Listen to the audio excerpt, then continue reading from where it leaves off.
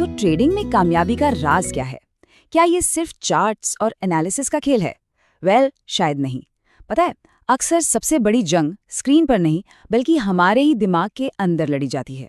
तो चलिए आज ट्रेडिंग की इसी दिमागी दुनिया में उतरते हैं और देखते हैं कि असली खेल क्या है। आज हम जो भी बातें करने वाले हैं वो मार्क डगलस की एक बहुत ही कमाल की किताब द डिसिप्लिन्ड ट्रेडर से ली गई हैं। ट्रेडिंग साइकोलॉजी की दुनिया में ये किताब एक तरह से बाइबल मानी जाती है। तो फिर देर किस बात की, चलिए इसके मेन प्रिंसिपल्स को एक एक करके समझते हैं। ये एक ऐसा सवाल है जो मुझे लगता है हर ट्रेडर को कभी न कभी परेशान करता ही है। सोचकर देखिए, सब कुछ तो ठीक है, एक बेहतरीन स्ट्रैटेजी है, एनालिसिस भी एकदम पक्का है, फिर भी रिजल्ट्स वैसे क्यों नहीं आते जैसा सोचा था?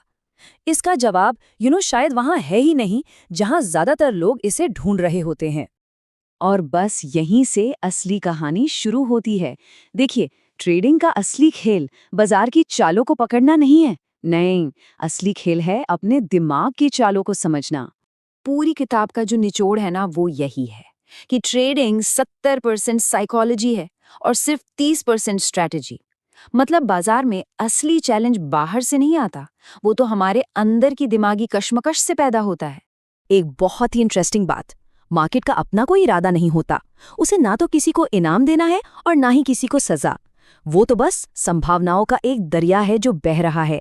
असली गड़बड़ तो तब शुरू होती है जब एक ट्रेडर अपनी उम्मीदों और अपने डर को उस न्यूट्रल माहौल पर थोपने लगता है। तो चलिए अब उन इमोशनल ट्रैप्स यानी कि भावनात्मक जालों को थोड़ा करीब से देखते हैं। वही जाल जो एक ट्रेडर को अनुशासनहीन बना देते हैं और उसकी बेस्ट से बेस्ट स्ट्रैटेजी को भी फेल कर देते हैं। ये हैं दो सबसे बड़े दुश्मन, डर और लालच। डर की वजह से क्या होता है, लोग छोटे मोटे प्रॉफिट लेकर भाग जाते हैं और बड़ा मुनाफा हाथ से निकल जाता है। और दूसरी तरफ है लालच। ये क्या करवाता है? ये जरूरत से ज्यादा बड़े दांव लगवाता है, ओवर ट्रेडिंग करवाता है और फिर नतीजा अक्सर एक बड़ा नुकसान। ये इस किताब का एक बहुत ही पावरफुल मैसेज है। एक कामयाब ट्रेडर के लिए छोटा मोटा लॉस कोई पर्सनल फेलियर नहीं है। नहीं, ये तो बस बिजनेस चलाने का एक खर्चा है, बिल्कुल वैसे ही जैसे किसी दुकान का किराया होता है। ये जो सोच में बदलाव है ना, ये गेम चेंजर है।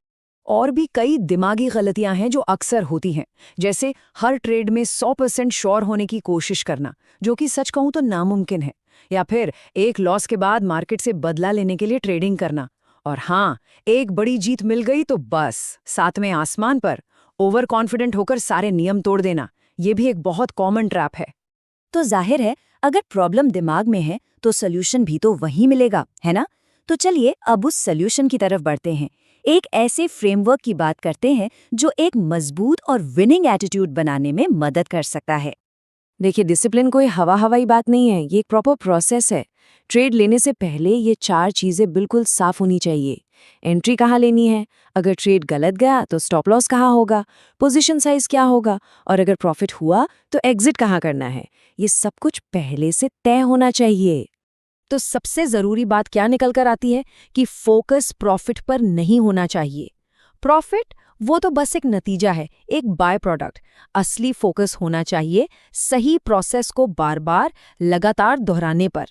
अगर प्रोसेस सही है तो यकीन मानिए प्रॉफिट अपने आप पीछे पीछे आएगा।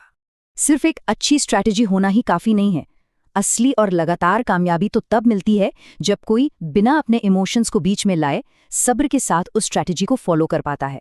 मतलब असली कंसिस्टेंसी बाहरी स्ट्रैटेजी में नहीं बल्कि हमारे अंदरूनी कंट्रोल में छिपी है।